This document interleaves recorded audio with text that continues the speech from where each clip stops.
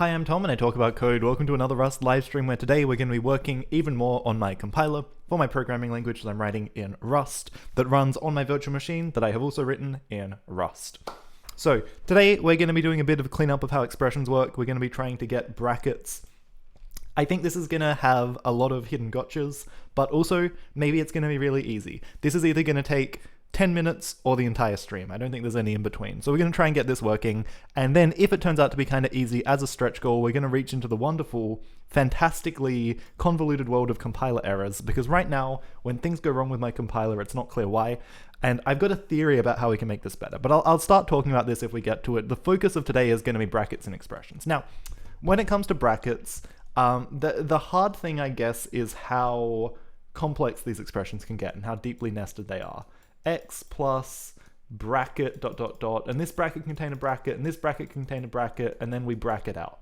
One of the cool things about the recursive parser combinator strategy is it's kind of easy to try and grab out a thing. The problem is that when things go wrong, we're going to end up with very, very weird, complicated, nested errors. So actually, once we have brackets, it's going to become even more imperative. Like, errors here are going to make having good errors that bubble up to the user even more important. Let's just start trying to do this and see what happens. Bobby2, welcome. I hope this is at a more reasonable time for you than usual, but I don't think it matters because you're part nocturnal. Hopefully you're not offended by that. Let's set up a recording. I've been trying to ask him to record everything I do lately, just so I have a record, because the file sizes are really small. It's very, very cool. Okay, so let's make a branch first. We'll call it brackets. Okay, so we're going to go into our AST and we're going to add a new expression type. Okay, and this expression type is going to be called maybe a group.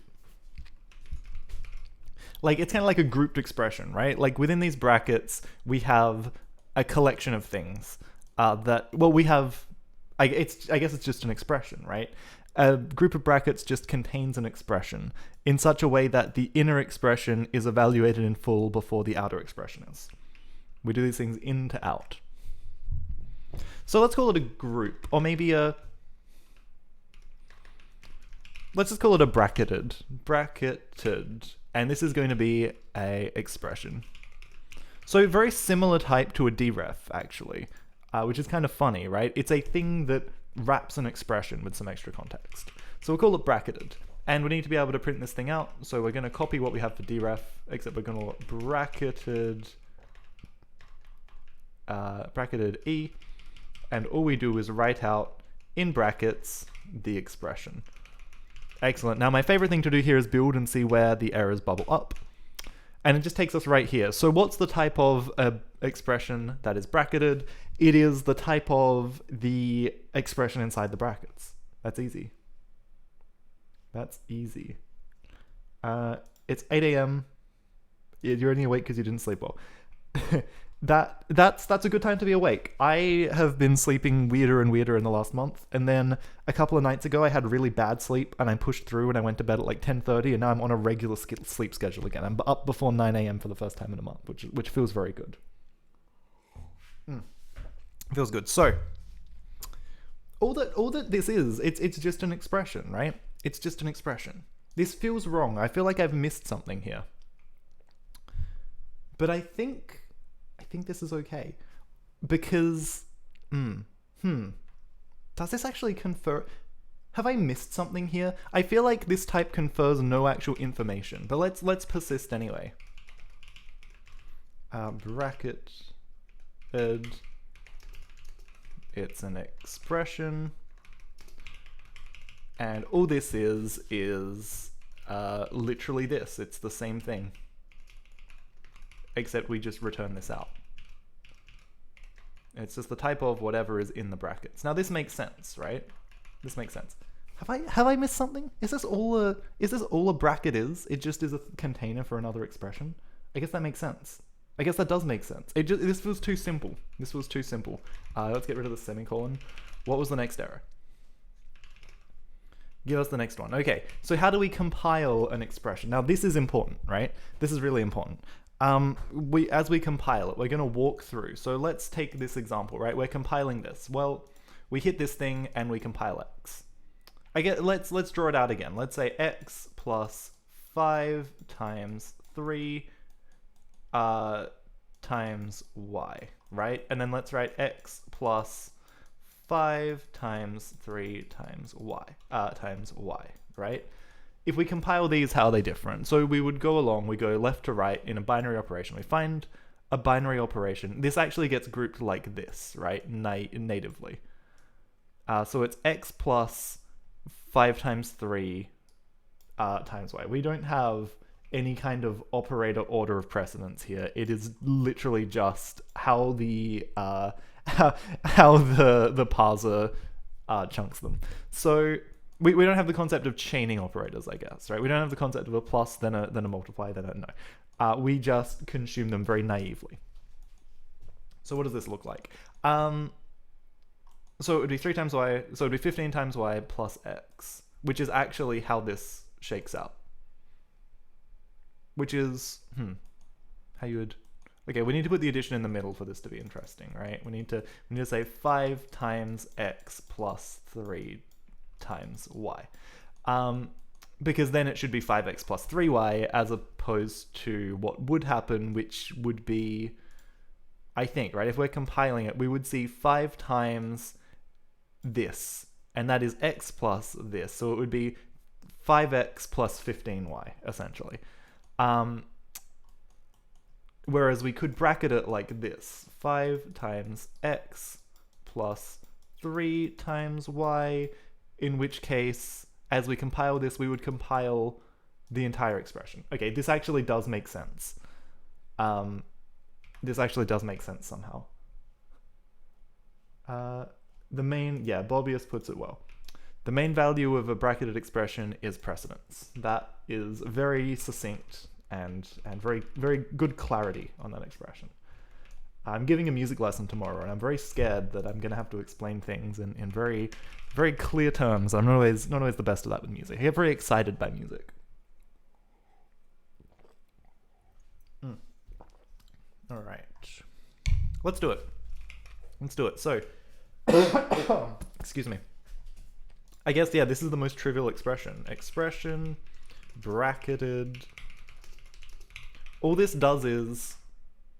I guess this is more for the parser, right? This is more for the parser's benefit. All we do is say compile, expression, context, scope, e, the nested expression. We return this.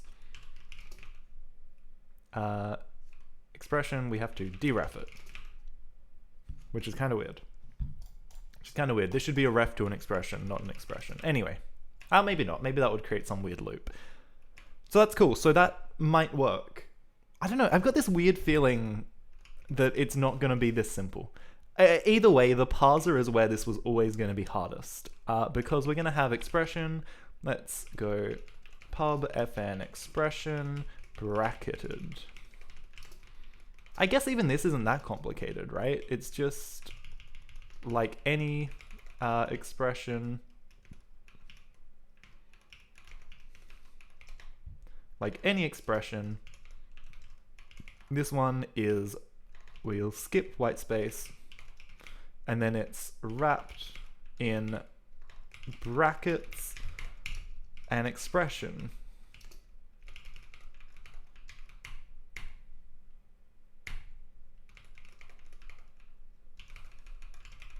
Oh, still showing the drawing. Thank you.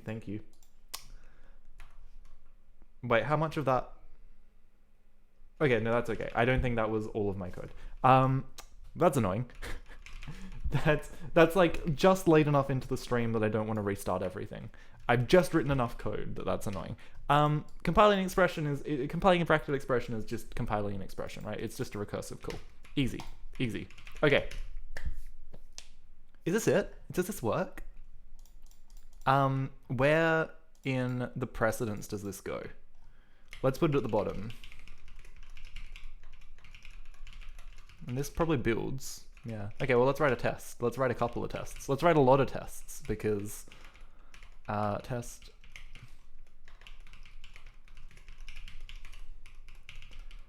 So let's say we're expecting x plus, well, let's do the example from there. 5 times x plus 3 times y.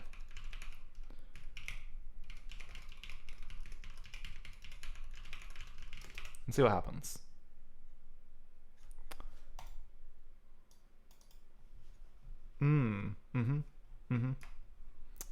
That's unexpected. Oh, actually, no, it's not. No, it's not. So this isn't unexpected. Okay, so this is the catch. This is the thing I was scared of. Why doesn't this work? And this doesn't work because we don't detect that there's a binary operator. So actually, maybe... Sorry, allow me to finish that thought. We don't detect that there's any binary operation here. We try to parse an expression, and we find one right here. So then we're done with the expression, and then we get a syntax error. So what needs to happen is we need to see far enough into the future that this is a binary operation. What's hard about that is that this is a valid expression, right? So this is where this ordering comes into play again.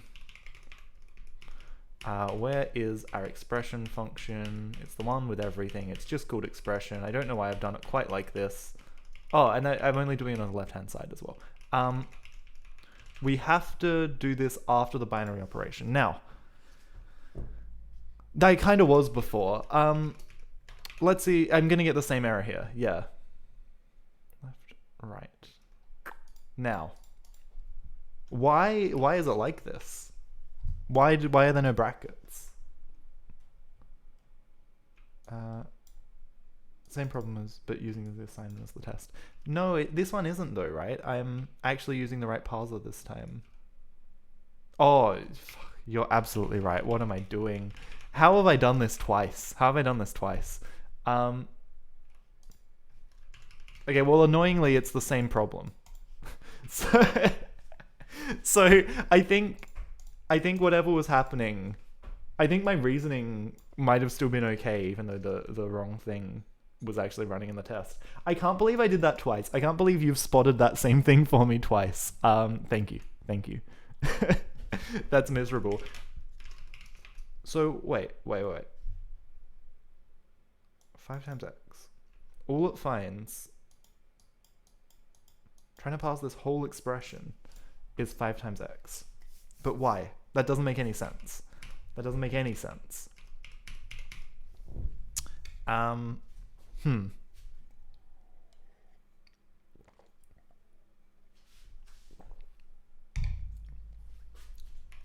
Yeah, it looks like it should be trying to do the binary operation first. Now, these parsers, they are extremely hard to dive into once they're running, right? Let's just look for expression LHS, and I'll put a marker on this function this time because that's important. Let's call it mark E. I'll remember E for expression, right? Cool. Okay, so what's happening? It looks for a dereference expression. I'm going to modify expression. Oh no, deref. No, deref is fine. Deref is just star expression. Okay, deref is fine. Then we look for a binary operation. What happens in a binary operation? We look for a left-hand side expression. Oh, actually, this does need to be in the left-hand side. But it should probably be the last thing. So, an expression, a bracketed expression can be on the left-hand side of a binary operation. That made sense as to why it failed. So actually, maybe it passes this time. That's closer. Did I? Am I silly? Did I write this poorly? Bracketed. The brackets are there. Oh, wait. This is like especially silly. All I need to do is map this to a lambda x. We have an expression. All we need to do is return an, let me do this on a new line, an AST expression bracketed, and then we need to put this in a box, x. That's one too many parentheses? No, that's the right number of parentheses. Okay, this time it works.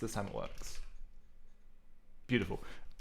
Okay, I almost went down a dark rabbit hole there, and it's kind of funny, right? Because I assumed that this was gonna be hard, and I kind of found a way to make it hard, even though it actually mostly just worked, which is cool. The next thing to test are nested brackets, and I want heavily nested brackets. I want Lisp level of bracket chaos here. So let's say, let's do something really messy. Let's say 3 times foo of x plus y plus z times 3 plus bar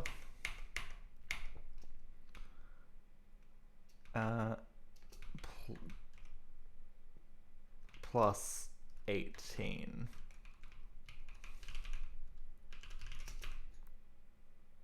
Oh, the relief. If this failed, it would have been really hard to unpick. So that's a good test. That's a really good test.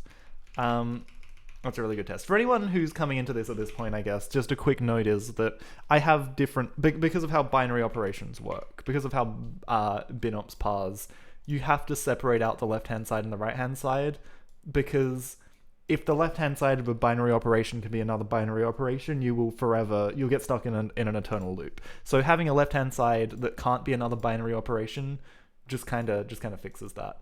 Deref should probably actually be here. Deref should probably be here. And if I test again, that should work as well. Yeah, okay. You can dereference, like, actually with deref there, it meant that, like, this case would have been illegal. You wouldn't have been able to say, deref x plus 5. That actually wouldn't have parsed in that current state. So, that's good. We've got a bot. We've got a bot. Excuse me while I ban a bot.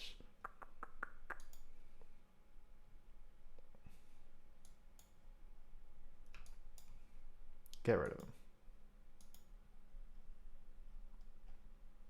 Cool. Cool. They're gone. They're gone. Okay, that feels good. That feels good. I feel like these tests are kind of good. Just these 2 tests capture a lot of cases, which is nice, especially being able to do functions inside of bracketed expressions. So now there's one more thing I need to do to make this feel good, and that is to go to my statements. In statement, I need to go to my deref. What is it? Assign deref. Okay. So assign deref, we're going to come here. We're going to change the way this works. We're going to get rid of this. And we're going to make, well, yeah, it's just an expression or an expression. So assign deref, previously you would have to write star x. You would have to put it in brackets because that was a restriction of what we were doing, because you could have x plus 5 or something, but we didn't, like, the brackets weren't part of an expression, they were part of the actual statement. Now all brackets are part of the expression, so they don't have to be part of the statement anymore. We can get rid of them. And that's going to be a lot cleaner. That's going to simplify things. So let's go back to language.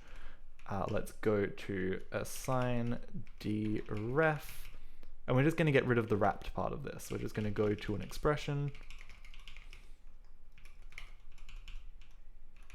Beautiful. Expression equals expression. Perfect. Now if we test this, all of our tests should still pass.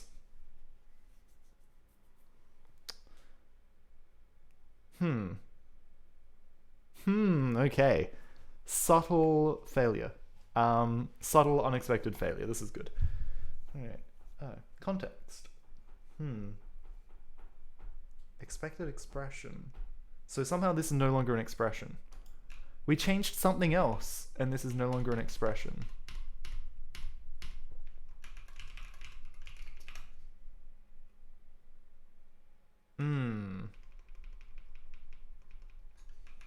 That's weird. That's weird.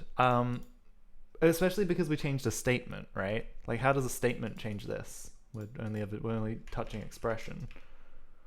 Contact, expected an expression. And that's all it says. All it says is expected expression. Now, thankfully we have a marker up here. Any.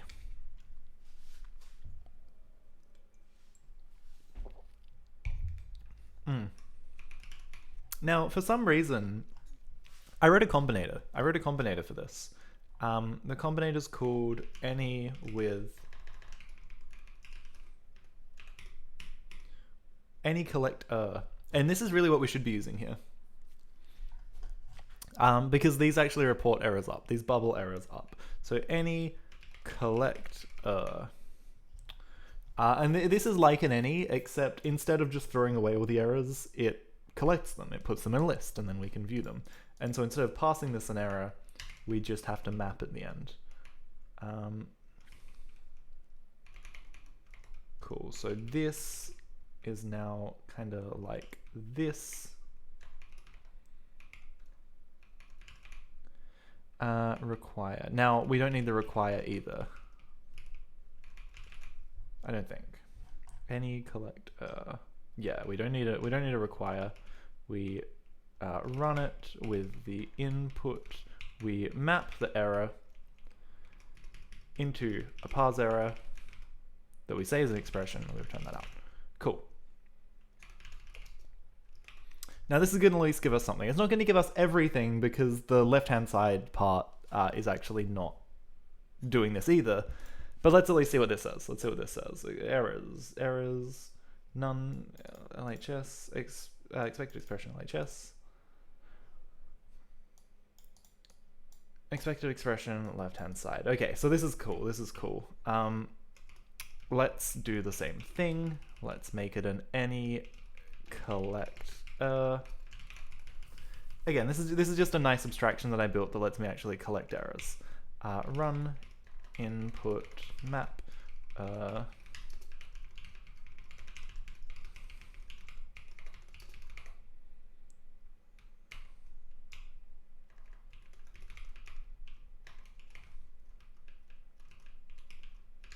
Cool. So we just we use this tag interface as well to enrich our errors with extra data.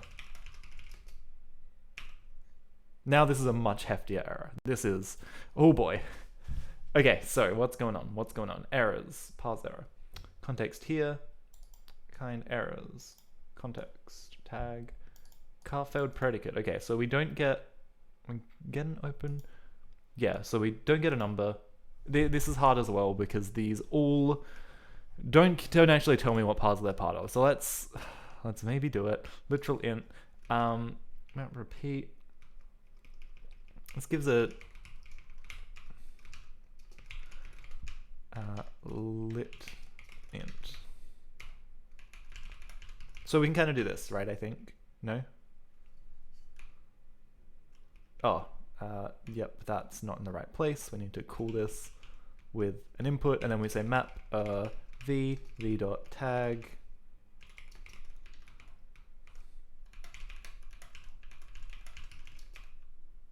Cool. So now we can see a tag that says we were trying to get a literal int in this one specific error. Now, unfortunately, they're still ugly as shit to read, but it's something. It's something.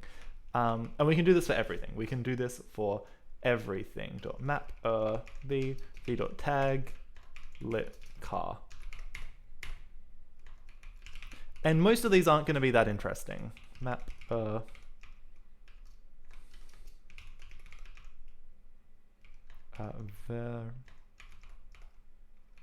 it's a variable, then we're going to have an address of, this one's also kind of hard because we have to map v.tag.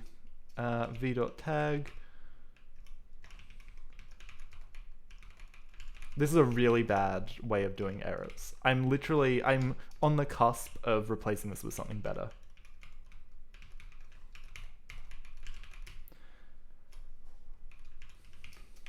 Okay, but at least this annotates us with a bit more data. We can kind of see what's happening, right? So when we're looking for a variable, we see that. Okay, that one's interesting.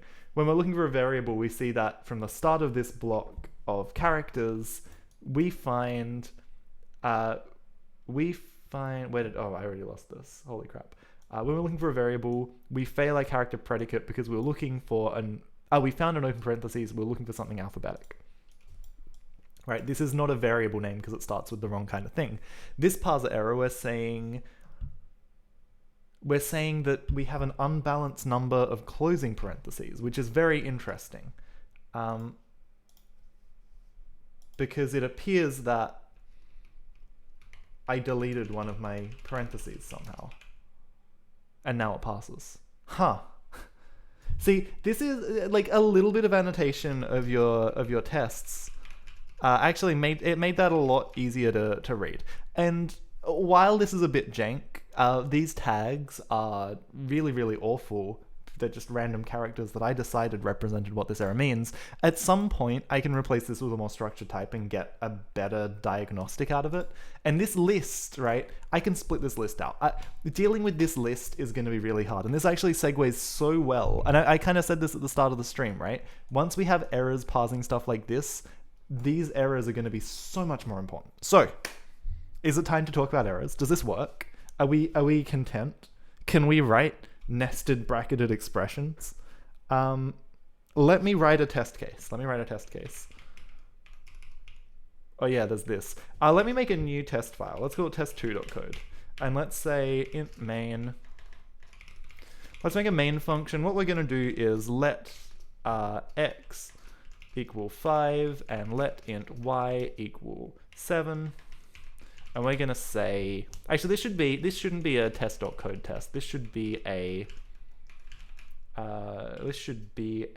lang test. We'll just put this in compiler for now, I guess. Test function.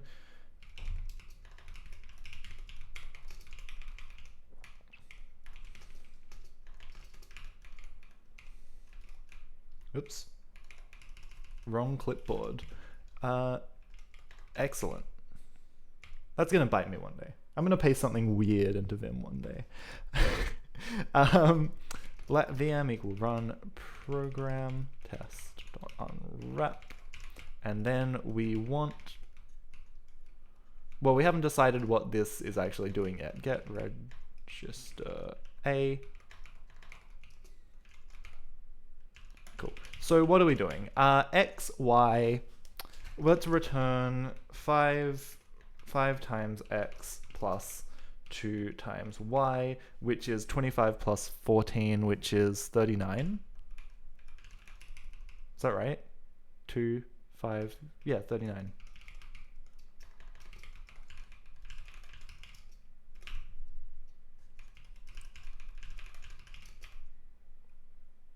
Okay, now we get the same kind of thing. What's going on? I wonder if the star... Oh, well, actually, we don't have multiplication yet, so that's actually kind of a problem, because addition is just going to make this too trivial. We need this to be multiplication at some point. Expected token, blah, blah, blah, blah, blah, blah, blah, blah, failed predicate, context, parse error, expected token. Is this the same thing? This looks like the same thing, and this looks like it's saying we expect a closing bracket when there is not one, except we know there is one. Weird. Context. Yeah, we can see, like, parse error, expected a closed bracket, but there's nothing, we've got no more input. We have exhausted all of our input, which is kind of a problem. It's kind of a big problem.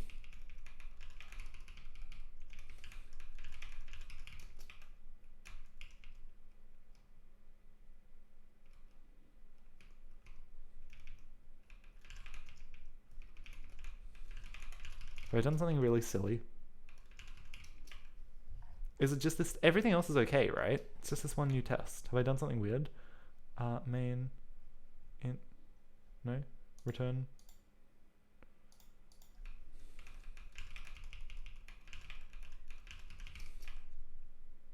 What have I done here? It's falling apart. It's fallen apart. I'm a bit lost. I'm a little bit lost. What is going on? What the hell? I'm literally gonna do something stupid, just for the sake of it.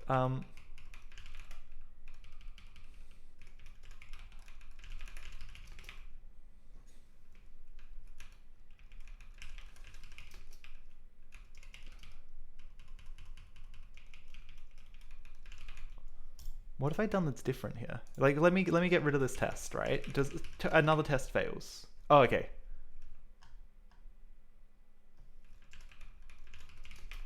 Wait. Language test X for brackets.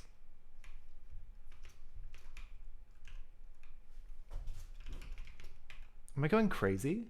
Language test.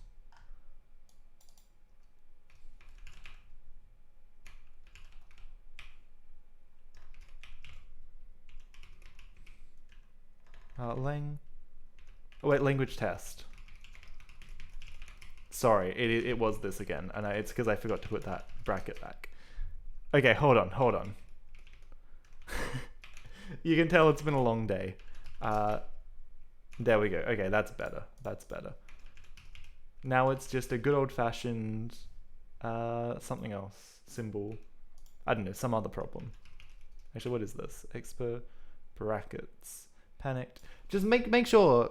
Yeah, make sure when you break a test on purpose, you remember to fix it. Make sure you actually read your error messages. That's good life advice. That's good, solid life advice. Okay, so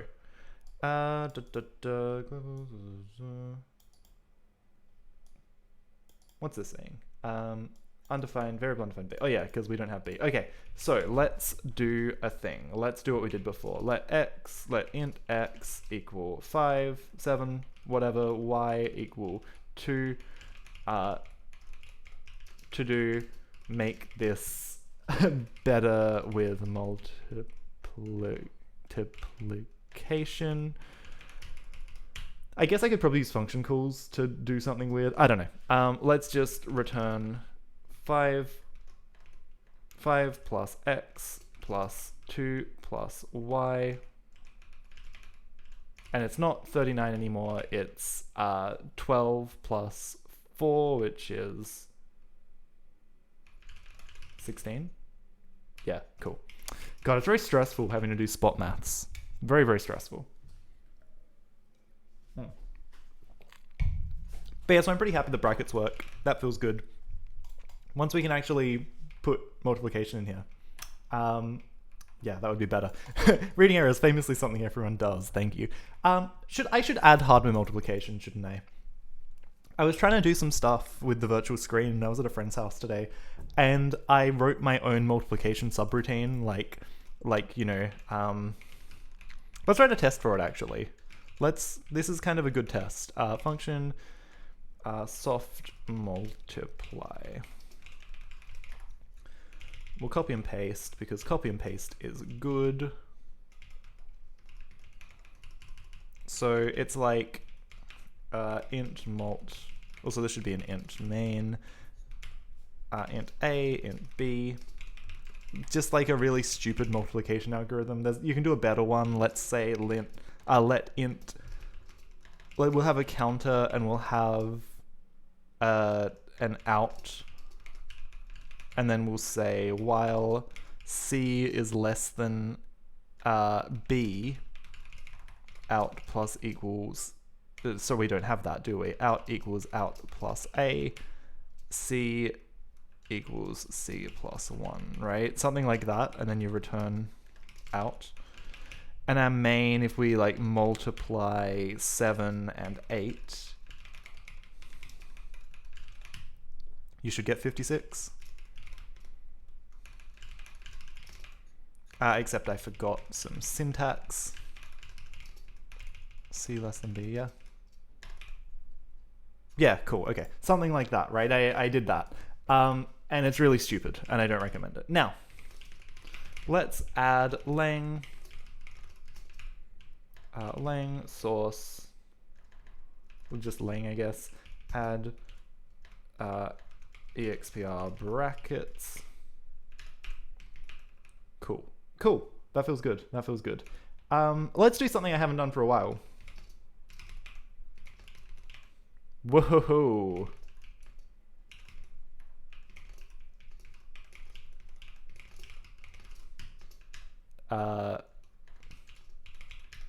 FMT.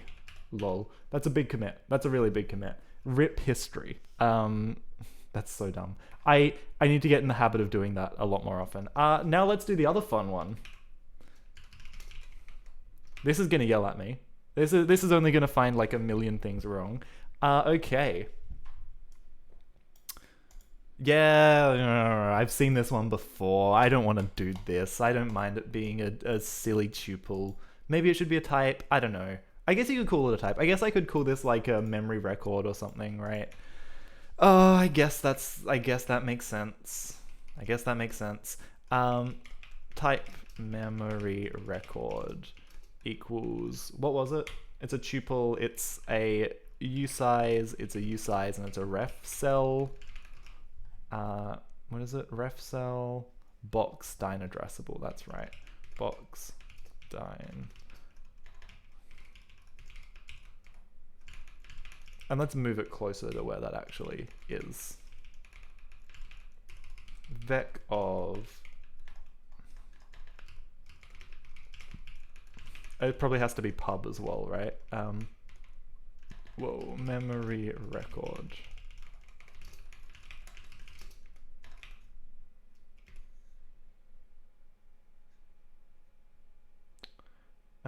I didn't have enough closing brackets and it broke literally everything. Is Clippy happy with this now? It is. So maybe that is okay. Maybe that is okay. Else if block can be collapsed. Yes.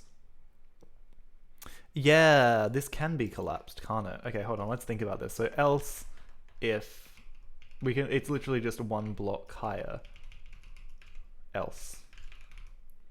That's a good pattern to look out for. I love that Clippy spots this from a million miles away. Okay, what's next? For some reason this is not on my quick fix list, which is weird. I guess that kind of makes sense. Using write with a format string that ends in a single new line. Oh, there's a write ln. I always forget write ln exists. There's going to be a lot of these. Oh no, this isn't my quick fix list. Redundant pattern matching. This is good. This is good. I always forget this exists. If input.stripprefix.isSum. Use of. I think this is required. I think we're going to leave that one alone. I think phantom data is too scary. It seems to be trying destruction to match a single pattern. Yeah. I mean, it's an error type, so I don't think there's a lot of matching to do.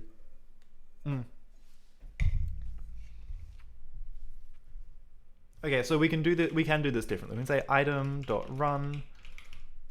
We can map the success of st to ssumT, and we can map the error to unit. This has the same effect.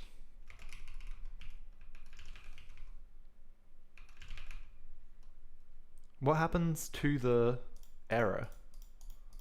What happens when we run this? Run.clone for all of them.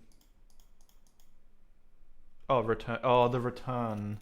The return is the thing. Oh,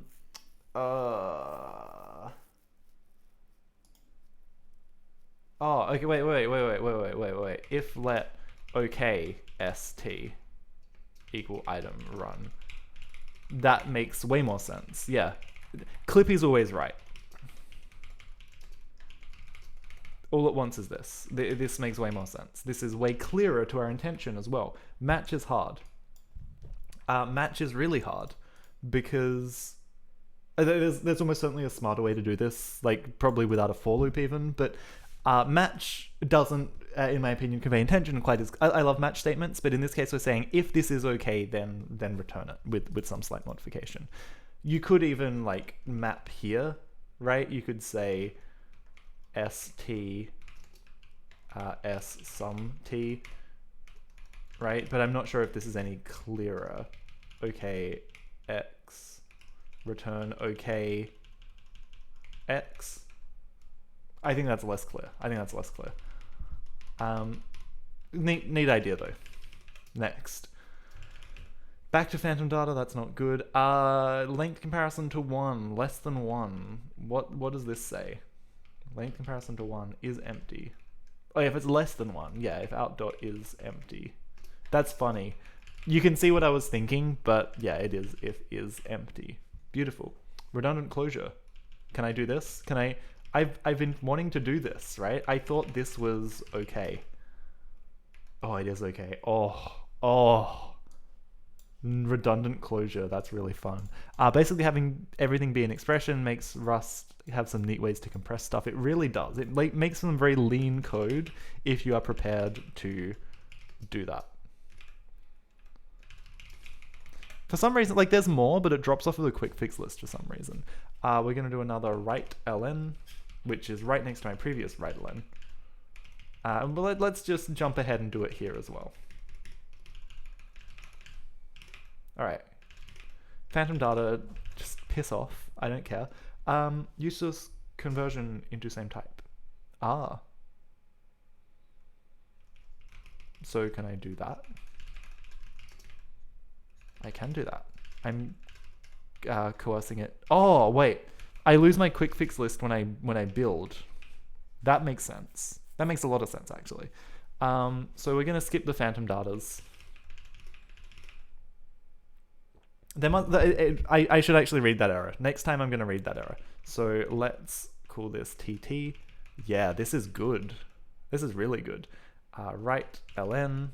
This is also going to be a write ln. They're all write ln. They're all write ln. They're all write ln. Oh, except no, even this one. This one's a write ln. This one's a write ln.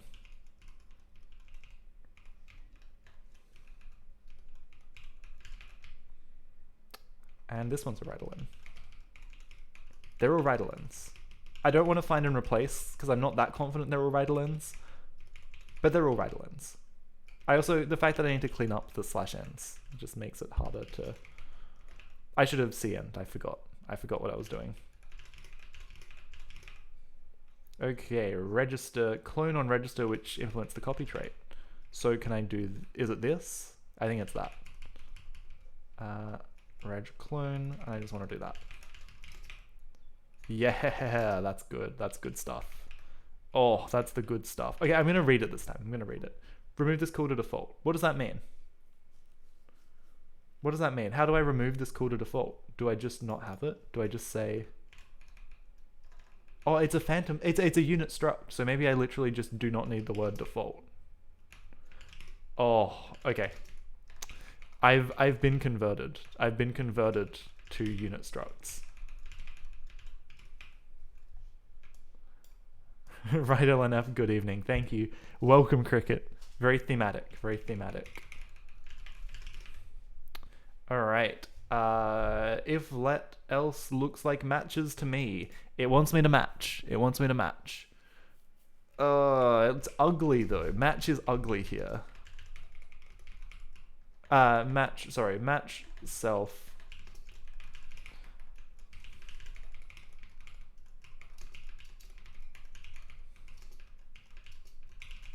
Okay, maybe that isn't ugly.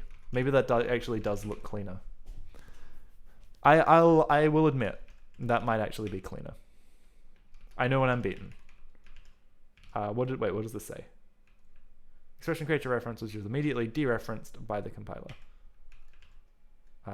Wait, where am I? This window. Quit it. Yep.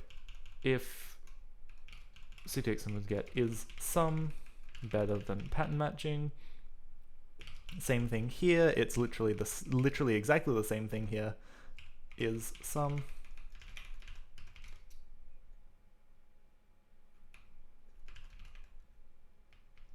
Oh, you're right. I didn't read. Reading is arguably quite hard. Oh, I've never seen this. Hold on. I've never seen this macro before, but I vaguely understand what it's supposed to do. Wow. Huh. Okay, so what I think is actually gonna... Oh, oops. First off, let's make sure this builds. I wonder if this actually... Yeah, it does. It still suggests it. Okay, so if matches self pointer... Is it this? Is that what it wants? It actually tells me, doesn't it? Yeah. Wow.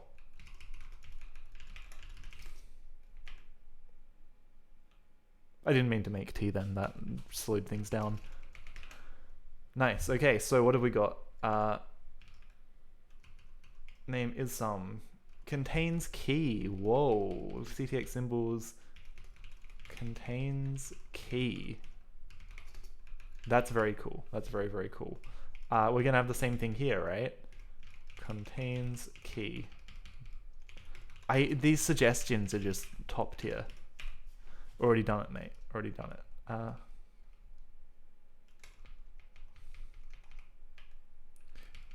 Get 0, we want first.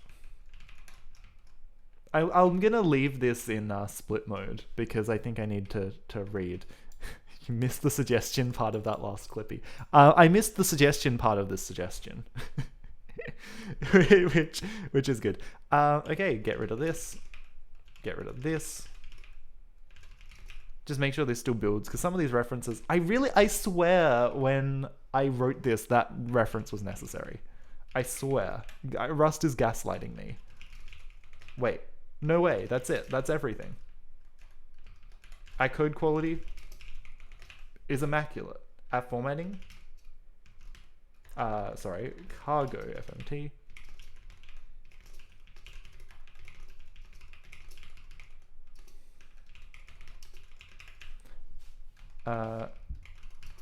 Wow, and that's it. We are back at good code quality. We are back at good code quality. Everything's feeling good. Everything's looking good. Everything's looking better. I'll ignore the fact that there's a new version of WASM-Pack available. That is not relevant right now. Okay, should I start doing better errors now that I've messed around with code quality? Should I? That's very funny. Hold on. Cargo test coverage report. What's my test coverage at? Can I get it? Tuple. Okay, so I need to use another. Can I test? I think I have nightly. I think I've got nightly. Let's try this. Let's see what it says. I'm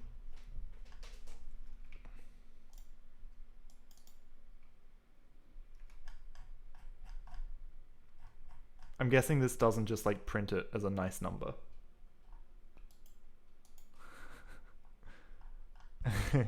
and all error lines in moron. This would be good, right? You missed a semicolon. You know, please do not abuse pointers like this, moron. There are lots of fun things you could do.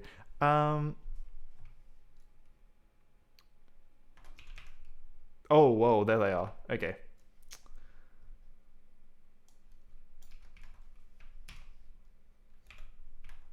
And then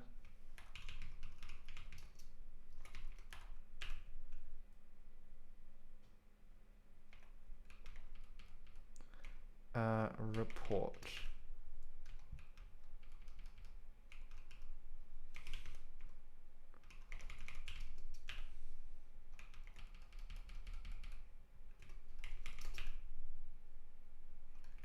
Okay, I don't know what's going on here. I don't know. I'm out of my depth. I'm out of my depth. This I regret. I'm just gonna quietly delete all these files. Okay, that never happened. That never happened. We were never here. Let's talk about errors. Let's talk about errors. So your compiler has an error. Well, no, sorry. Your program has an error and your compiler has to report on that error. So you write, and here's a good example. So let's say we're in a main function. Yes, I'm going to handwrite this code. Yes, my handwriting is terrible. This is well established. Let's say we have an if statement. If x greater than 5, and then we put a parentheses instead of a curly brace, say. We call function foo, and then we have a closing curly bracket, right? Obviously this is wrong, and we need to yell at the person who wrote this silly code and call them a moron, because this is bad. But how do we alert people that this is bad? okay? Currently, when we generate errors, the way we do it is we try to parse this as every possible statement. And when it fails, we don't know which parser actually caused it to fail, right? This failed to parse as an if statement. It also failed to parse as a while statement. It also failed to parse as a variable declaration. It also failed to parse as assignment, etc., right? So how do we know that this is actually the thing we care about? How do we enrich our errors with more context? And this is a problem with parser combinators. This is a problem in general with parser combinators, right? How do you communicate which of these parser combinators that failed has the highest significance? And that's basically what I'm going to do. I'm going to return extra information in an error that tells me the confidence I have in that error being the thing that brought down the entire compiler, right? Because we want this function to fail because of this. So there's a nesting problem as well. Well, the nesting problem is like the next layer up, but the nesting problem is actually not insignificant. We need to think about nesting as well. So currently we have an error. We'll call it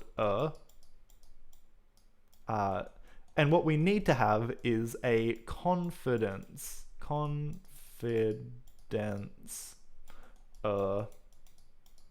which is a confidence and an error.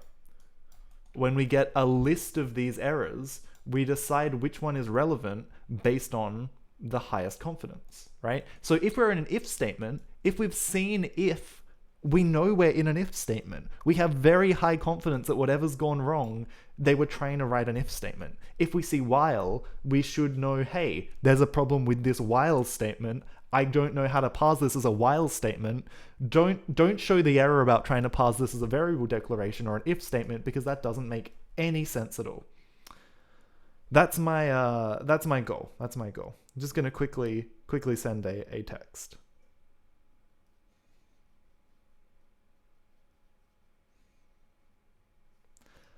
Okay, so this is what we're going to do. We're going to add confidence to our errors. So let's go into our language. Actually, let's go into our error definition. Parser error. And we're gonna derive debug clone on a type, and it's going to be called pub struct confidence error. Okay, and a confidence error T. A confidence error T is going to be a T, and it's going to be a confidence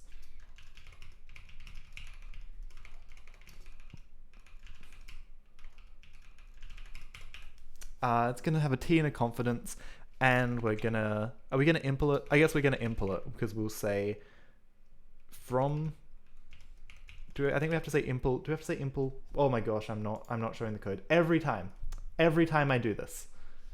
Luckily, I talked through that pretty well. Impl T confidence error T. I think I need to put the generic here, right? Impl has to say I'm waiting for the chat. I beat you to it that time. It's hard work. I literally had it up on my second monitor and everything, and I still didn't see it. Okay, so we're gonna have a function from, and you know, maybe I don't know, maybe nah, we can't give this, like, we can't make this a from and an into, because it needs to have a confidence too. It needs to have a confidence as well. This is going to give us back a self, and this is a self with T and confidence.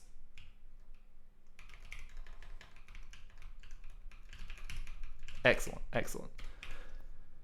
Now we also need a function, and let's put it in here. Function, what do we call it? It's like the most. It's like, let's maybe call it select, and it's gonna take a slice of self,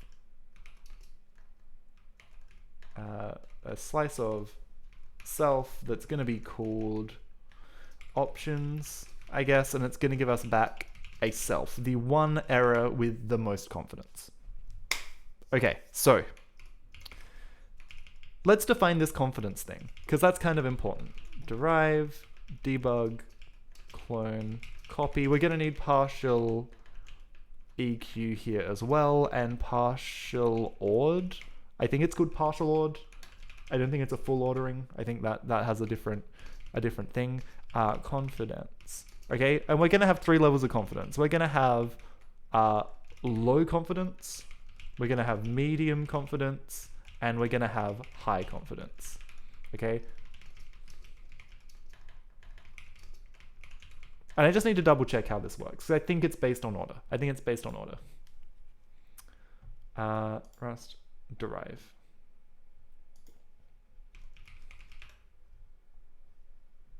Can I derive it? Does this work? Derive? Partial ord. Yeah. Terms ordered by their discriminants, ordered by their fields, discriminants smallest at the top, largest of variance at the bottom. Perfect. Like what we're doing. Top, bottom. Top is less than bottom. Yes. Okay, cool. So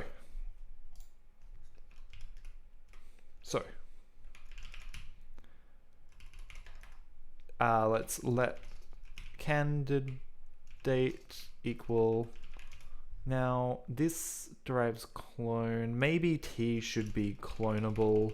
I guess that's just gonna make it easier. Maybe. Or not. Do we move out of the self? Let's make it clonable. I think that's just easier.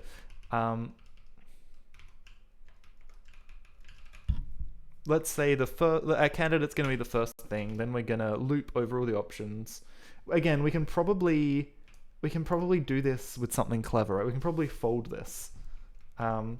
Rust biggest element in slice in iter fold. We can fold. There's a fold for this. Max iterator to the max value element.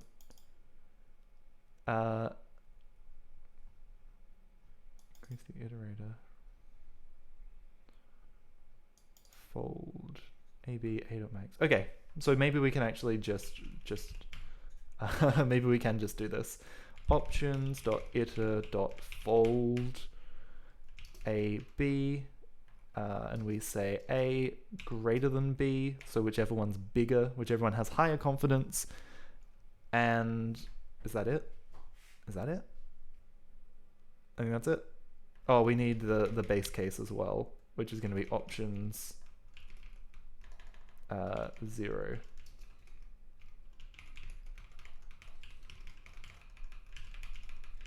And we're asserting that it has at least one length.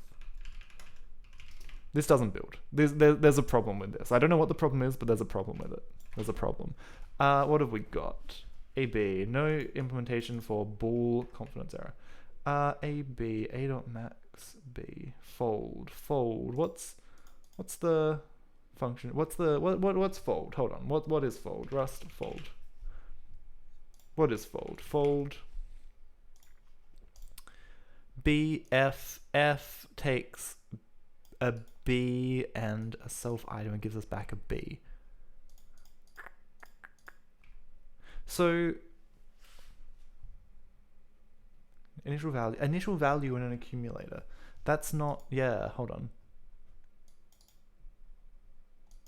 Is this not, am I missing something? I'm missing something. The accumulator is the confidence, right? So it should actually be confidence low. AB, but then all we get back is no. So we want the first option, and max. Hold on. So Rust partial ord max. Do we get a max function? We do. We get a max function. So that makes sense. So we need, this has to, it doesn't return the bool, it returns the type of the accumulator. Cool. And this might have a borrow issue. Type must be known at this point. Yeah, well, this is a self.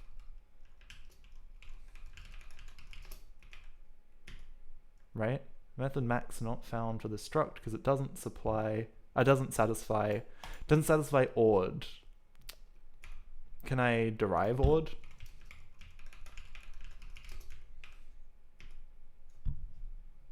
need to derive EQ for that. Can I derive EQ? Trait bounds. Max not found in the start doesn't satisfy. Iterator. Ord.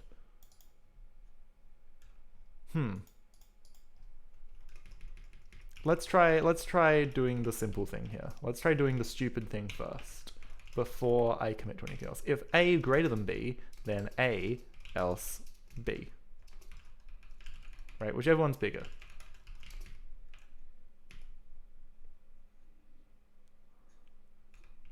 Oh, oops. I see what's happened here. I see what's happened here. I'm really silly. I'm really silly. So what's happened here?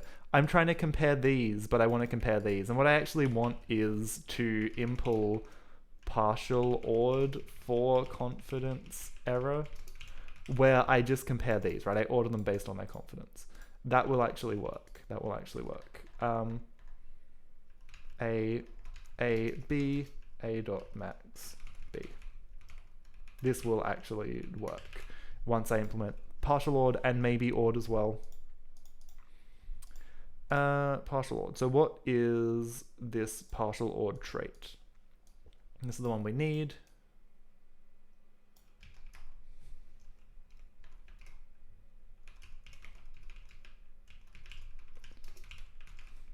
What is this ordering?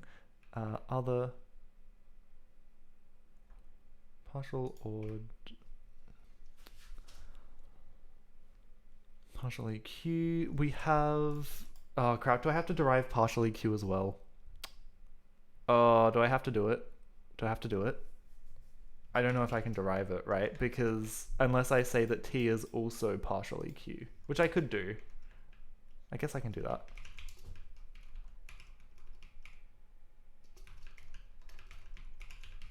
I guess I can do that. That does work. We're relying on certain properties of T here, right? We need to be able to compare them. I don't know, this feels a bit gross. This feels quite, in fact, this feels quite gross.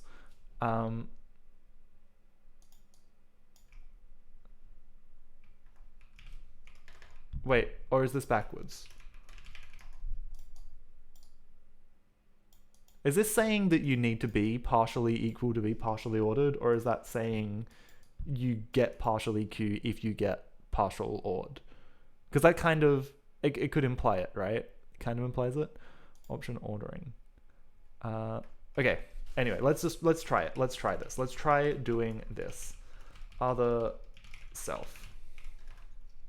And all we do is say self.t dot partial cmp other dot t. That's it. That's all we do. What happens here?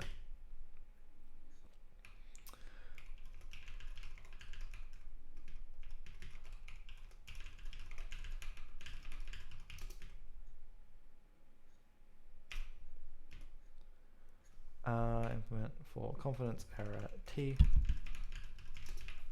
It needs impl. Okay, well let's cross that bridge. It needs partial EQ. No implementation for, yeah. Oh, that's really annoying. Because what does it mean for these things to be equal? Well, maybe no errors are equal in this case, right? Does that break ordering? Is that what? Let's just see. Let's just see. No, not derive. What am I doing? Let's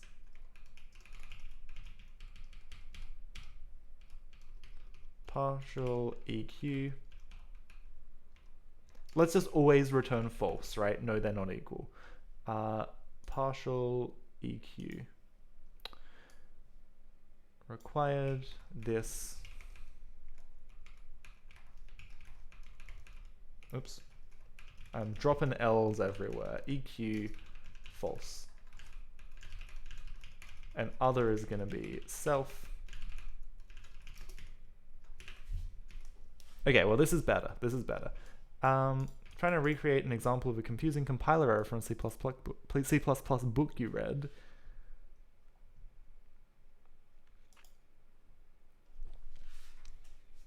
That looks okay. I don't see the issue. I'm gonna assume int main. Oh, like all on one line or? Oh, less than. Yeah. Yes. Okay. Sorry. I'm with you now. Those errors are tricky. They're tricky to spot. I'm not always good at them. Confidence error T. So this has to. We're saying that T is clone, I guess.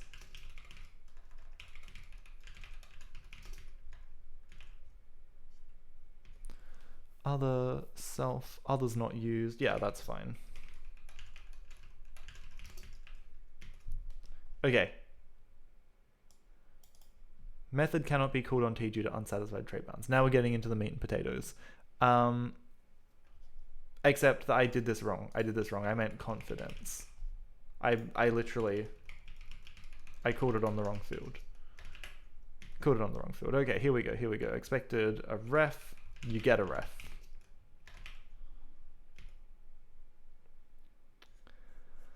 It's weird that it struggles so much with the type. Unwrap.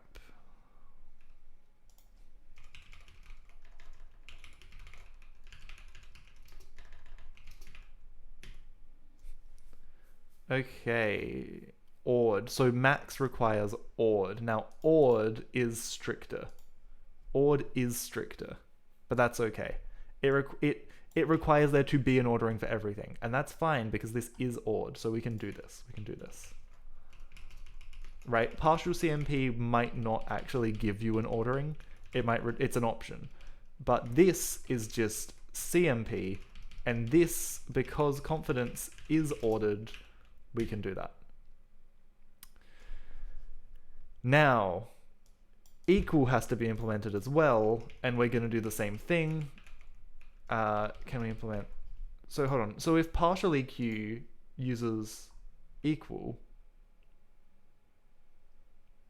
what are we? What have we got? So that's why I type implements EQ. Oh, okay. You just impl EQ. Well, that's very easy. I like this. This is my kind of impl. I didn't expect this to be such a pain in the ass.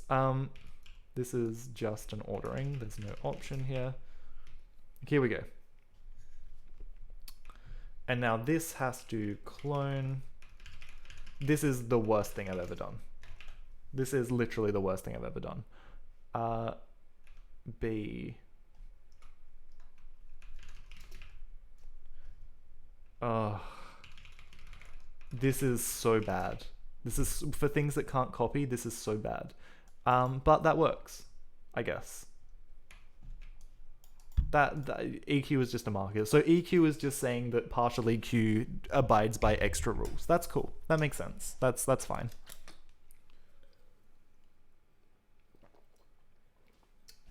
Okay.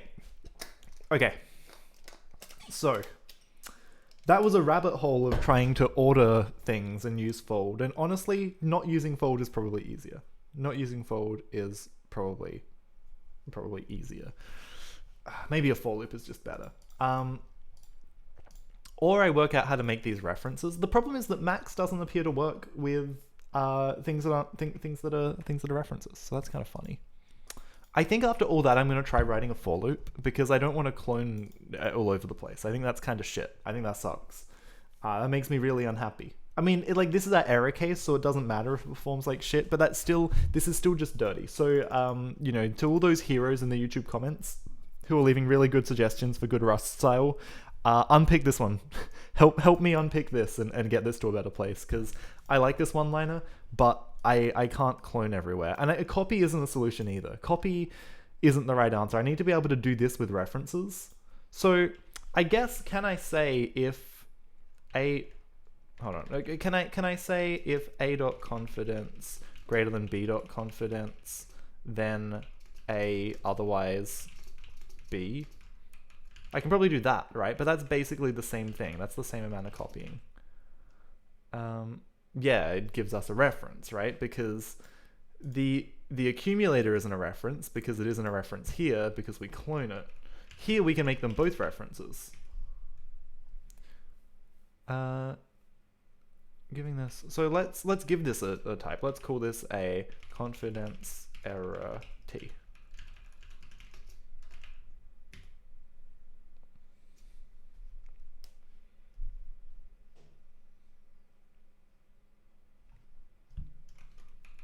Can I borrow this? No, but that's already. So why is this? I'm literally saying. Oh, because this is the B. B is con. What about this? What error does this give me? I don't get it. I don't get it. We're saying that everything, they're all fluffy, they're all. Or is this because of the return type, right? What if I say let out?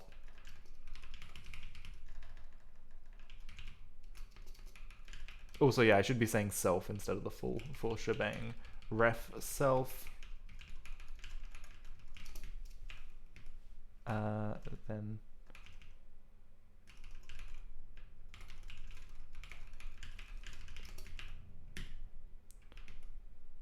Okay, wait, did that actually fix it? Did that one extra type annotation unpick that horrible mess? That's very funny. So this now does it with refs, and I can delete all this bullshit, so that's not bad. That was a fun journey. I don't regret it. I don't regret. The real confidence error were the friends we made along the way. Can't I just write ref A and ref B? Wait, can I? Like this? Or like, do you mean in the? Yeah, like just. I see this syntax sometimes, and I don't really know.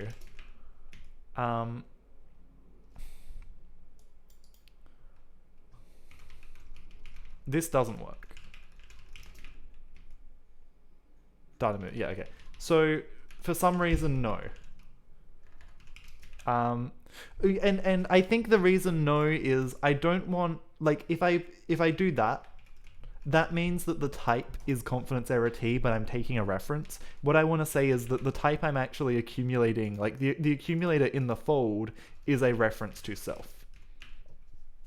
It is a reference type. I'm accumulating a reference type. I'm not taking a reference in the closure. The type is actually a reference. And now that I've done this annotation, I can get rid of everything. And actually, I suspect that if I just put the clone here, I can simplify it even more. Awesome. Okay. We've unpicked it. Now, what does Clippy have to say about this? Other than first. That's Clippy's only complaint. There's no other problem with this. This is perfect. This is perfectly acceptable code. This is fine. I have no problems. Excellent. This is good. This is good. Now, we can get the error that we're most confident in. So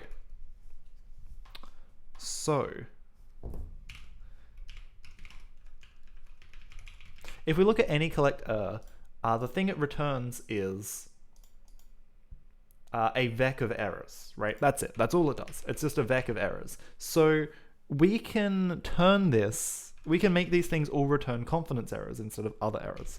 And let's do exactly that. Let's go into language. Let's grab from error. Let's grab confidence error and confidence. Let's make a type. Let's say type C error equals let's call it C result equals result. Let's call it C result T. It's a result that takes a stir and gives us back a T. Well, sorry, a result that the state is a stir. It's taking a stir and returning a stir and a T and giving us back a confidence error parse error. And we'll have C result and P result, and these will just be our fancy names for this. Okay, so now we're cooking. Lots of these lower things are going to be parse errors. And then we're going to lift them into confidence errors with various levels of confidence, and then probably lift that back into probably lift it back into, let's call it take. We'll take ourself and we'll give back a t, right? This destroys the confidence error. This consumes the confidence error. It moves into this method, and we just give back self.t. We take ownership of whatever's inside this box. This is good. What's the phantom data in any collector for exactly? This is a good question. This is a side note, and this is a good question. It has to be there. If I don't put it there, these types, because it's a generic, right? It's a generic with 4 generic parameters, but these parameters only come into play in the implementation. I have to have a phantom data that references these 3 generics in its generic type. Otherwise, this actually only depends on f, and then you can't do an impl like this, I think. Again, if there are Rust experts out there that know how to do this without a phantom data, please let me know, because it feels gross and dirty and like it shouldn't be necessary, but this is what I'm stuck with for now, and it's really, really ugly, and I don't like it. But we've done a lot of cleanup today. So maybe there's more cleanup to be done. Okay, so if we're trying to parse a literal int, we always have low confidence. We're going to return this as a C error, a confidence error, expression, a confidence error that wraps an expression. You've never run into a case where you need to do that. You shouldn't run into a case where you need to do it unless you're doing something very silly with lots of generics like me. This is also going to be a C error, a Sarah, AST expression, a literal car, like just a character literal. We're a little bit more confident about, actually. If we find that opening character, we're actually a little bit confident, but we're going to ignore that case for now. This is just going to be, and we need to map here, right? We need to map. So where we had a tag before, we're now going to say confidence error from V, and we say confidence low. Cool. This is going to be the same thing. Confidence low. We're low confidence. Same thing with variables. We're never really confident about variables. Londmo, Ayo, welcome to this descent into madness writing a compiler in Rust. Compilers are hard. Turns out compilers are hard. No one ever told me. Everyone was like, hey, Tom, compilers are easy. You're going to have a great time. You're not going to regret this at all. Now this is going to yell at me for a bunch of stuff.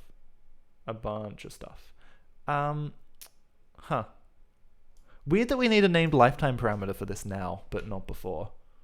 So what we're going to do is we're going to put the stir in the generic, and then I think we don't need a named lifetime parameter anymore. The only easy thing is not writing compiler using LVM or no one told me compilers were easy. I'm being really silly. LLVM's pretty good. LLVM's pretty cool.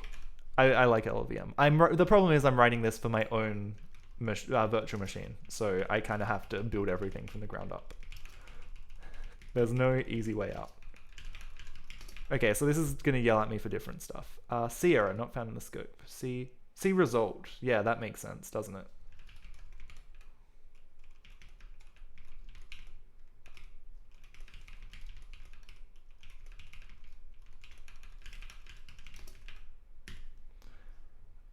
No implementation for parse error equals parse error. Do I still have a silly bound on this? I do. I don't need this to be partial EQ anymore. That bound is dead. Expected pointer found function item. Okay, and here we go. Here now the madness begins. Now the madness begins. So let's go C result stir AST expression. Now we're getting into the real pointy end of this, right? Because, well, in this case, if we don't find this token, then we definitely say confidence confidence error from the confidence low. Right? We're not very confident in what this was if we don't find that character. If we do find that character, we're actually medium confident probably that this was meant to be an address. What parser am I using? That's a funny question. I'm using my own parser. I wrote this everything from the ground up. This everything from my basic parser combinator through to all of my actual combinators. I wrote it all. It's been a really fun project. I actually really rate this as a project. I want to give a talk at my local Rust meetup about what I've learnt doing this, but I need to write the talk first, and that is a journey. That is a journey in and of itself. Okay, so if this in particular, I think, is the most novel thing I've done. This concept of a confidence error in a parser combinator, I've never seen anyone else do this. I had this idea like in the shower the other day, and yeah, like I think it's a cool idea. I think this is a cool way to deal with uncertainty in parser combinators, and to deal with this problem where you get like a list of errors, but you need to know which one is to give more weight to. I've never seen anyone do this. I'm sure someone's done it. I don't think it's completely novel, but I think it's relatively novel. I have something in my eye. That's fun. Oh my gosh. Okay, what time is it? It's getting a bit late. I'm probably gonna have to stop soon. I'll get a little version of this working, a little proof of concept, then we'll call it for the night. If we're calling a function, again, we're not really that confident about what we're doing because there are brackets and there are function names, so yeah, it's a little bit hard. It's a little bit hard to be sure of the intention. My god, my eye. What is going on? Oh, okay.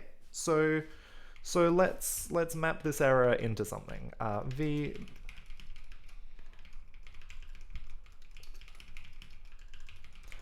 So yeah, it feels like we're pretty low confidence here as well. We're pretty low confidence. Maybe here we get to medium confidence. Maybe if we're like inside here, and so maybe wrapped, we need a way of saying like a wrapped that is a certain confidence if it finds the first thing. That's a to-do. Fun, pain, suffering. You're not someone who would enjoy a project like this. Some people. There's two kinds of people: people that enjoy this stuff and people that don't. And I definitely love it. I love getting my hands as dirty as possible. But I also respect that some people don't come home from their programming jobs and enjoy writing code, and that's totally fine. That's totally fine. Confidence low. Maybe I should have helpers for like wouldn't this be nicer if I could just say this and say self from T confidence low. If I could just do this for low, medium, and high, that would look a bit nicer, wouldn't it? I think that's the missing magic that I want here. You enjoy making cool things easily. There's so many good tools right now for making like cool things, and just having a lot of good support to make them. It's good. There's a lot of powerful stuff out there. It's definitely cool. What kind of stuff are you interested in building? So this is low.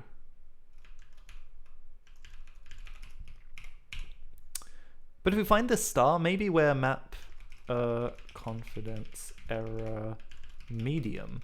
This is still a rat's nest of things to unpick, but at least this is something.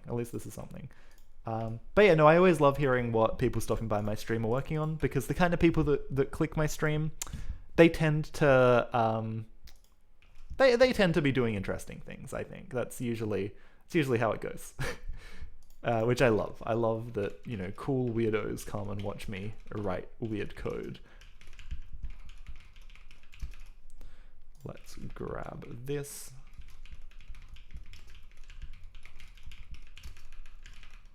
Ah, that's cool. Yeah, creative coding. So like kind of artsy stuff. Do you do any like weird music? Because that is something I would love to experiment with, especially on stream.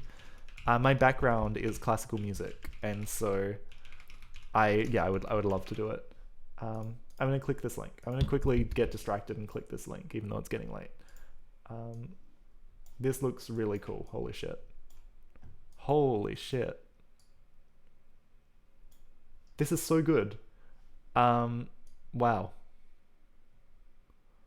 I have no idea what's going on, and this is amazing. Wow.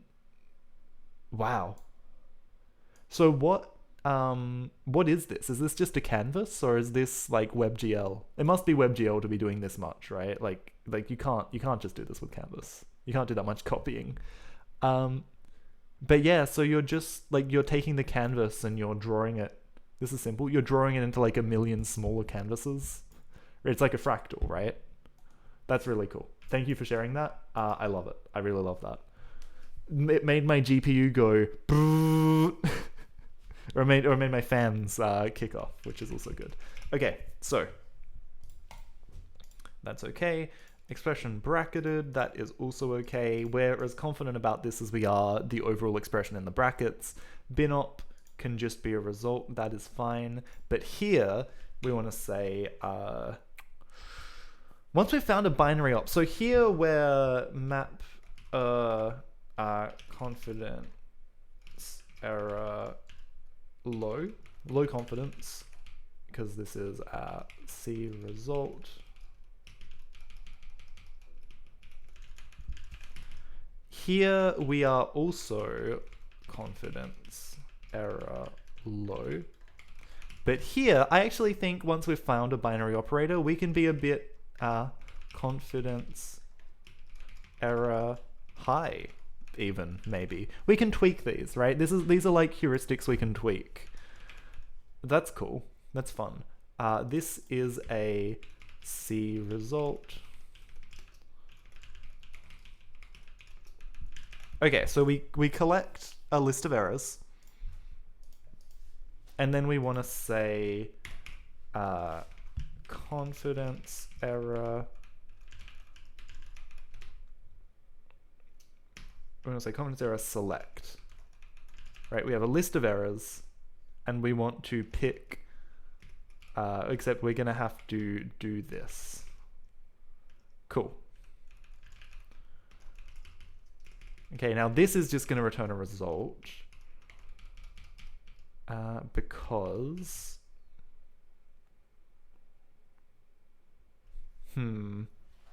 yeah, okay, let's just do this for now. Let's do this for now.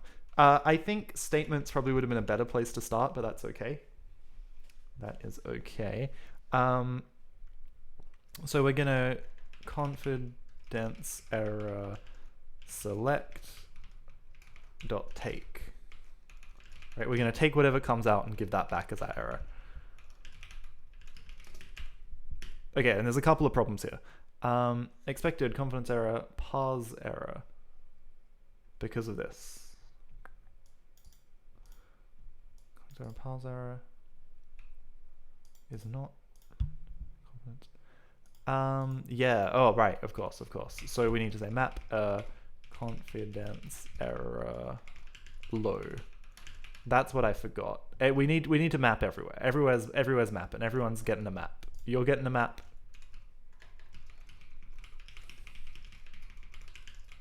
Everyone's getting a map. Wait, no, hold on. Wrap. This is an expression, so that's okay. Skip white space expression. This is a, what is this? What does this return? This returns a skip white space wrapped. This should give back a thing. That should be okay. Two cameras. One which renders the screen to a texture, another which renders the final result. The texture is rendered to the screen a few times. Yeah, cool. That makes a lot of sense. That's really cool. But the pattern becomes very fractal-like, right? And that's the nature of cameras that render themselves. Confidence error, parse error. What is going on? Skip white space map error wrapped.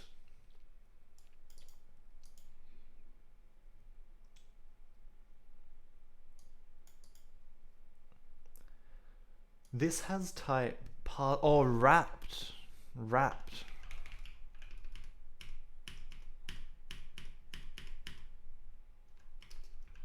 Wrapped fits in Wrapped fits in. Wrapped is one of my combinators. And it takes things that return... Ah, okay, hold on. I see. So because token doesn't return a confidence error, so... Okay, hold on. I think there's a thing in my brain, right? We just say this. We just do this. We map everywhere. Because we don't want everything to be a confidence error, right? It actually doesn't need everything to be a confidence error. But also it is going to kind of bleed out. No, that has it. Bracketed doesn't have it. So this is where we need it. Except I want it to be like this.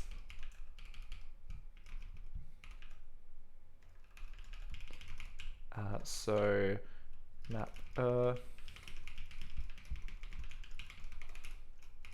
and if you're thinking, well, why don't you have a function that wraps that confidenceizes this? It doesn't work. The way that closures in Rust work, I can't have a list of things like this if they're not all just the same. If they don't have functions with the same return type, I can't wrap this in a thing. I can't wrap this in a foo that returns a closure, and then also wrap this in foo that returns a closure, because those closures have different types. I don't fully understand it, but it's just like a weird closure quirk.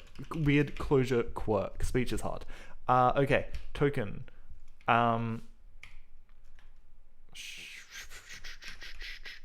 Literally this problem, right? Literally, Okay, I'm gonna have to do something really silly. I hate this. I really hate this. I'm gonna do the dumb thing because I want this to work so I can go to bed. Wrapped C. It's gonna be wrapped.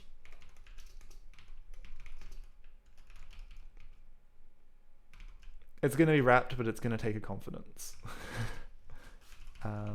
It's gonna return a C result. It's gonna have a generic, I guess. Is it? No, wait, hold on. Wait, wrapped. What does wrapped do? Wrapped returns a function. So actually, maybe I can. Let's do this. Let's go down this path again. With confidence. This takes a parser. A parser that returns a STE, right? STE. It takes a parser STE and it takes a confidence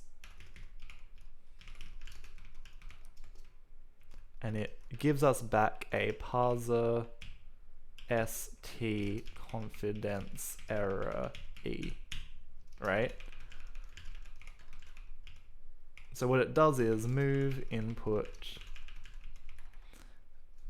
We take an input and we say p.run input.map e confidence error from econf. Right? So we wrap it up with a confidence. And we don't have a semicolon after the thing. Clone is implemented for E. E has to be clone, apparently. I think that's a constraint of doesn't have sign. Oh right, hold on. This has to be an impl parser, and then this has to return a. It's also not a parser. It's a function. How do I do this in my combinators? I haven't written these for a while. Impl function. It's like this. It's like this. Except this is an STE. Could have a trait which is implemented for various lengths of tuple. Yes. Yes. This is why you use a library, because this kind of tuple overload is extremely tedious to write unless you generate it with a macro. This is why you use nom. and don't write it yourself because someone cleverer than you has worked out a good way to do this. My brackets don't match. Do they? This opening brace matches this closing brace. Oh, yep, that also makes sense. There is no opening bracket in my function. Okay. Result STE. Found result ST. Yep. Confidence error E. I did a lazy copy paste. Much prefer Chomsky. Interesting. I borrowed a lot from Nom when I wrote this. Chomsky. Nice. This looks like it has much better error handling than Nom. Way better. Is it parser combinators? Huh, wow. This sounds really good. Nom is the one I always hear people say about. This looks phenomenal. This looks like the best thing I've ever seen. If this is incredible. The error recovery looks needs Aridane. What's this? Other than the Greek stuff. Aridane. Okay. There's a library for it. This is amazing, actually. Holy shit. Witness. Blah, blah, blah. Yeah. Wow. Okay. This library is like a game. This is very inspirational for what I should be doing. Okay. Looks like that function's okay. So let's try with confidence. Confidence low. I have low confidence this will work.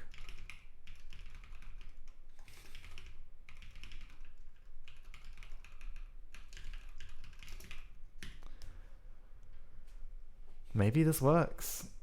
Maybe this does work. Required bound introduced by this call. Required returns result. Pause error. Wrapped with confidence. Allow empty. Hold on. This also needs to be with confidence.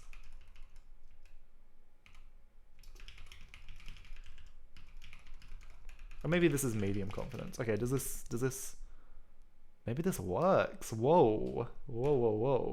Bracketed. This is the same thing. So we do this, we skip white space, but we wrap the tokens at least in with confidence.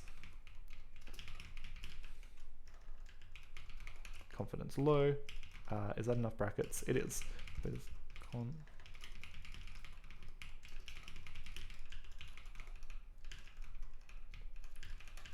okay, now we're cooking.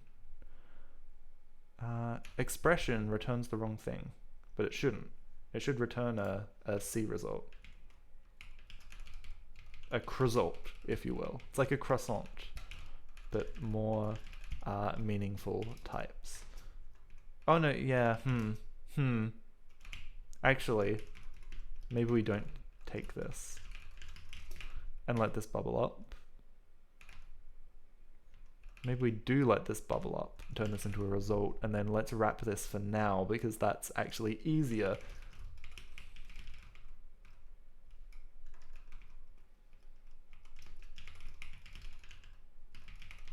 And this does kind of munch whatever's inside, which is a bit bad. An argument of type confidence is missing because I don't know how to do brackets. Okay. Expected parse error, found confidence error. 98. Wrapped. Skip white space. Expected. Skip white space. Where is skip white space defined?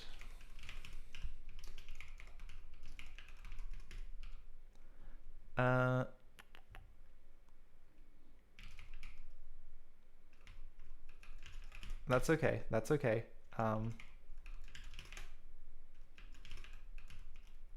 Okay, so when I build this again, skip white space, should it fail,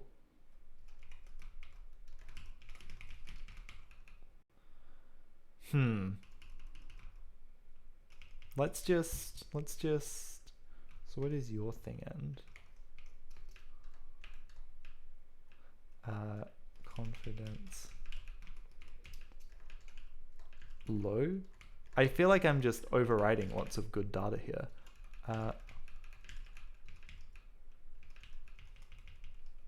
This indentation is insane. I need cargo format to fix this for me. Skip white space. Expects. Oh right, yeah, no, but the actual inside of skip white space expects a parser error. Can this work on? Can this work with just an E? Does this need to be a parser error? Well, it returns its discard of repin.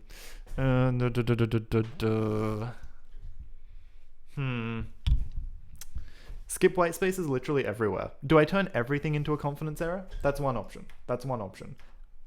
It's going on midnight, so it's after midnight. I think I'm going to call it there because I'm getting a bit tired and I don't really see the path out of this hole.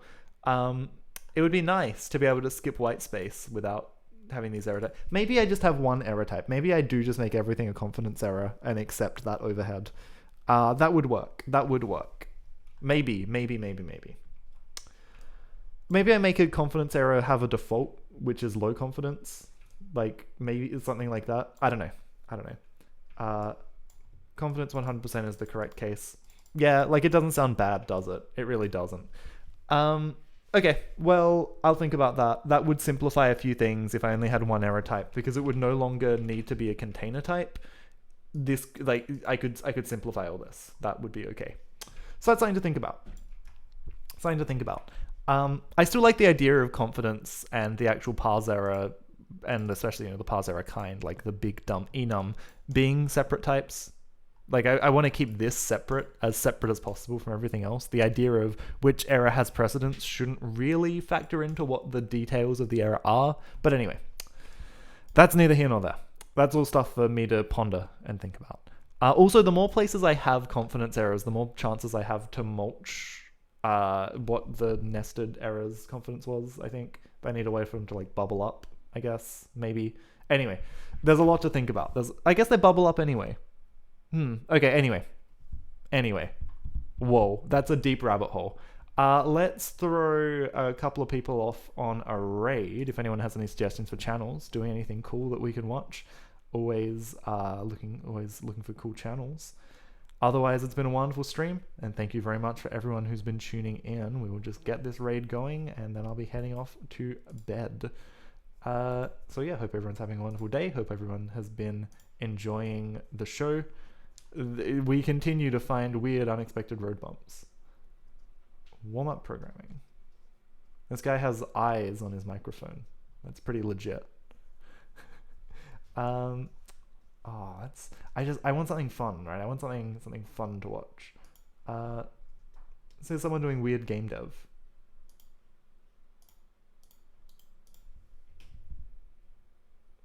Yeah, sure. Let's watch a fish do weird game dev. Let's raid this little stream. Let's throw some love onto them. Thank you again, everyone who has been watching, and thank you again, everyone who's been sticking around to the end on YouTube, because it really, makes this feel very rewarding. All right, cheers, everyone, and I'll catch you next time. Bye.